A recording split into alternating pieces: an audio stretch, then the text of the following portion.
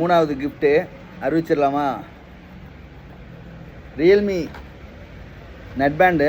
இது பார்த்தீங்கன்னா நம்ம அதே மாதிரி தான் இதுவும். எப்படின்னா கமெண்ட் பண்ணிவிட்டு உங்கள் நேமு இல்லைனா ஊர் பேர் ரெண்டையும் மென்ஷன் பண்ணி விட்ருங்க. எனக்கு பரிசு விழுந்திருக்கு அப்படின்னு சொல்லிட்டு அவங்க பேரை நம்ம அறிவிக்கும் போது அது கொஞ்சம் இதாக இருக்கும். எந்த ஊர், இந்த ஊரில் உள்ளவங்க ஜெயிச்சிட்டாங்க, அவங்களுக்கு வின் ஆயிடுச்சு அப்படின்னு சொல்கிறதுக்காக தான் நான் உங்கள் பேர் உங்கள் ஊர் ஏதாச்சும் மென்ஷன் பண்ணுங்க அப்படின்னு சொல்கிறோம்.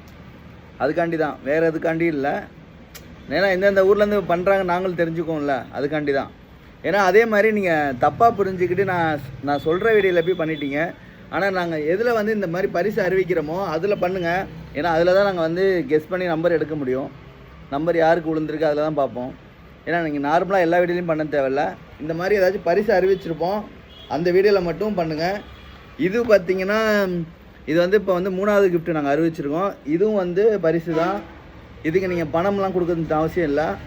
கமெண்ட் பண்ணுங்கள், லக்கி நம்பரை கரெக்டாக சூஸ் பண்ணுங்கள். யாருக்கு விழுகுதோ அவங்களுக்கு அந்த கிஃப்ட்டு. ஓகேவா? சரி, ஓகே. அடுத்த வீட்டில் சந்திப்போம். பாய்.